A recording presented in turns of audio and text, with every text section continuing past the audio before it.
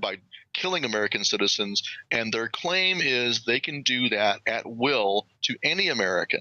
And just by designating you on their say-so alone as an unlawful combatant, now you're in the military system. You want to challenge that designation, it'll be a military judge that will determine your status. That's what the NDAA says in Section 1024. It says that determinations of status shall be done by a military judge, not a grand jury, not a jury of your peers in front of a civilian court, but a military judge. That's totally illegitimate. So it's in your face that the time is right now. You do not have the option of deferring to some future point your decision. You need to decide right now which side you're on. Either you're on the side of liberty, for which this country was founded. The whole point of America is freedom. As our Declaration of Independence says, the only justifiable purpose for government is to secure our natural God-given rights to life, liberty, and the pursuit of happiness. And whensoever any government violates those ends, it becomes illegitimate and we have a right to throw it off. And that's why our founders rebelled. And so we're in the same position now. We have a very narrow window of opportunity to fix this by peaceful political means, through nullification as individuals, as towns, counties, and states, and also by the military nullifying. Sheriff's departments and military must nullify and refuse. And while we're at it, sweep all of these oath breakers out of office. But if that fails, then the only last remedy we will have is if the U.S. military refuses and does a mass stand down, like what happened in 1989 East Germany. And message to the military is, if the East Germans can do it, a bunch of guys who grew up first under fascism, under Nazis, and then they grew up under communists, if they could do what was right in 1989 when the wall fell by refusing to fire on their own citizens, then you can do what's right. All you have to do is remember your oath and read the Constitution, read the very plain text of Article 3 and the Bill of Rights, and then do what's right. You already swore the oath. You long ago lost the option of ducking out and just following orders. If you do so, like I said before, you will be spitting on the graves of all of our war dead, and you and your children, you'll be leaving your children to tyranny, to darkness. You're right. Well, that's the thing about tyranny historically. You're a historian and somebody who's written, award-winning papers on it, but the general public who hasn't looked at it, I challenge them to. Not only is it riveting and entertaining, it's humans act the same. We have the same life cycles, live the same amount, act the same, do the same cycles. History does repeat. And you better learn it or you're doomed to repeat it. And folks, it's bloody. And when you look at what's being set up, they're not setting a tyranny up just because they want all this power. They're doing it because they want to make us slaves. They're doing it because they enjoy it. And, you look at the East Germans, they had lived under absolute war and such tyranny that it was so austere and so Spartan, they were clear-minded and started to see what was happening. As you know, the East German former officer was part of the stand down, the colonel you helped us get on, pointed out, they went from absolute tyranny at the end of World War II to people slowly demanding rights. He says America's going from incredible liberty sliding in the opposite direction. And so we've got the entertainment, the football games, the hot wings, all of this wrapping paper that makes it look sparkly and nice, but under it is classical tyranny, whereas they were so Spartan they could really see it. And I think that's the disadvantage we've got, is that the mind control now used in America is so sophisticated. How do you break through that, Stewart, A? And B, why should we be concerned they're setting up a tyranny? What do governments always do when they set this up? Well, as founding father George Mason said, a frequent recurrence to fundamental principles is what must be done to preserve liberty. And the founding generation rebelled not just against what was happening to them, but also against the claimed power. They didn't wait for it to get to its logical conclusion and to be used in the broadest sense. They rebelled against the principle, the claim that they could rule over them in all cases whatsoever, the claim that they could set aside jury trial and try them in front of a court of admiralty. They rebelled long before they felt the full effects. Because they were historians and were into research. They knew every time tyrants declare a tyranny, they intend to use it. Right. As Patrick Henry said, what purpose does this martial array have? It's meant for us. The chains they're forging are meant for us. They can be for no other. They understood human history. They had seen the history of the Star Chamber in England, where you had secret trials with secret evidence and torture and coerced confessions. They understood all of that. They understood the reason why 600 years of struggle to establish the right to jury trial and the right of habeas corpus. They understood that history, and they knew that tyrants would always, or willful men of power, would always be tempted to throw away any restraints on their power and to use that power in a willful manner against anyone who opposed them. They had seen it throughout history over and over. And let's be clear, ancient Greece on. All over the world, the Magna Carta and U.S. model of juries and due process, that has become the model. And now America, where it all really crystallized, is becoming the model of torture and secret arrest.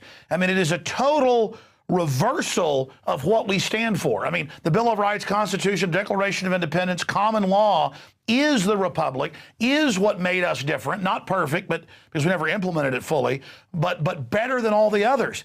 And whereas other parts of the world are moving towards liberty, we are plunging like a falling star into the black hole abyss of despotism. How do we reverse it? Well, just by realizing that we are the defenders of Western civilization, and our Bill of Rights is the crown jewel of our republic, and it is the cornerstone of our republic, and it's the high water mark of Western civilization. If you let it fall, then Western civilization will fall, because that's what defines the West, is individual liberty, is restraint on power, and all the struggle over thousands of years will be snuffed out. We back into blackness, like during the Dark Ages. So we have to stand and defend it. You're defending the West. Al-Qaeda cannot destroy the United States. Radical Islamicism cannot destroy the United States. Only we can destroy ourselves from the inside out, and that's what's happening. We are going down the same road the Germans went down. The Nazis scared them with the fear of terrorists, with communist terrorism, the Reichstag fire, and that's how they got the German people to sacrifice their liberty on the altar of security. So we Americans will be different, because there are Americans who will not be willing to do that. Exactly. Sacrifice. Anybody that comes to you and says there's a physical threat, give your rights up, they're obviously the author of the terror, or they're the ones using it. That's the definition of terrorism, is threatening something for political or economic gain. And I watch these politicians invoke fear, and the crowds hiss and get into being scared. How do we go from land of the free, home of the brave, to just this religion of fear? It's so ridiculous. I mean, it is so alien. It is so disgusting, Stewart. I want to ask you about the tens of thousands of police and military you talk to. I tend to criticize police as we see the examples of abuse magnified. And I understand that is a minority, but the system is trying to encourage that. But especially with military, though, to say that the awakening is at warp speed or hyperbolic or exponential is putting it lightly. Again, if you go back 10, 12 years ago, I was very negative about where we were going. So I'm not a cheerleader here. I am seeing explosive awakening, but there's a danger. The system is aware of that. Just look at Ron Paul. We never even got into him today. The system throws everything they've got now, and it still can't stop somebody. That's the barometer for them. And so break down, how fast is the awakening you're seeing, or do you disagree and say it's not happening this fast? And how is Ron Paul a bellwether or weather vane or barometer of that? Well, I think we have two great weapons in our hands. One is the truth in our own history and our own Constitution, but the second one is the internet and freedom of speech, and that's what's galvanized Ron Paul's campaign, and also the work of others like Chuck Baldwin, who's running for lieutenant governor in Montana. And what you do, what I'm trying to do, all of that is dependent upon freedom of speech, which is why they're going to try to shut down the internet with SOPA. That's like the enemy combatant status for websites. They can just designate your website an enemy combatant and black bag it. Yeah, they know we're waking up, so they're moving on every front, so we better make hay while the sun shines. That's right. And we will win in the end, provided we have enough time the truth will prevail. We will win, and they know that. And that's why they want to shut down the internet, because we are reaching the troops, whether they like it or not. We are reaching the police officers, and we are reaching our fellow citizens, and we are waking them up. And like I said from the very beginning of Oathkeepers, I know from my own personal experience in the military that those who serve do have honor and courage. But what's happening is the powers that be are relying on them being ignorant, not teaching them what they should know, their own history.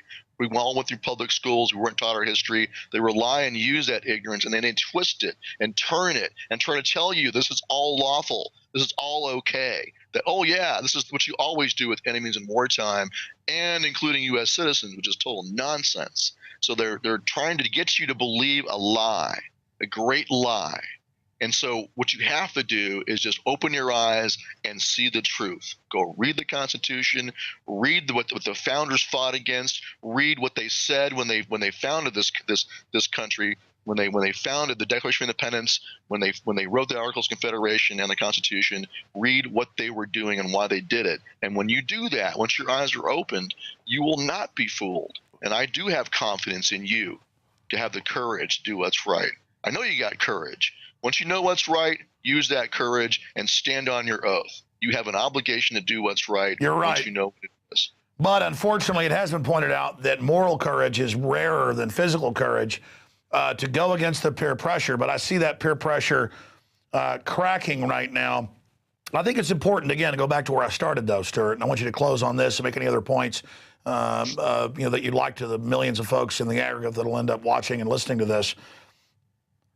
When you look at the landscape, you look at history. That's why those of us that study history are so horrified. People need to understand there's not really a choice. I mean, there's the illusionary choice, that this mirage that you can go along with the system or you can stand for freedom. And the system sells the idea that standing for freedom is the dangerous course. But if you look at history, going with the tyrants is the absolute dangerous course. People say, Alex, you've got so much courage to do what you do, and or you could have sold out and all this stuff. Sell out to something that's so destructive? I mean, this is a nasty tyranny. It's only going to get progressively worse. It's like selling out and not cutting out cancer. It's going to be hard to go get the cancer cut out. It's going to be a lot harder to die from it. And as people need to understand, there's not really a choice. I mean, if you study history and know this stuff like Stewart and I do, or Ron Paul does, and we're not that smart guys, we just learned about real important stuff and started researching it. Anybody can learn about this. It's history. It's who we are. It's the human struggle. It's the human condition since day one, since 0 hour. And every day is 0 hour. And we're here now, and there's no choice. You've got to choose freedom. The New World Order is real, the tyranny. All of it's now in your face. We've got to jump on these people because despite all their fiat money and all their derivatives and all their media whores, we didn't mind being ridiculed 30, 40, 50 years ago, 10 years ago. We warned people. We knew the globalist program. They were so arrogant, their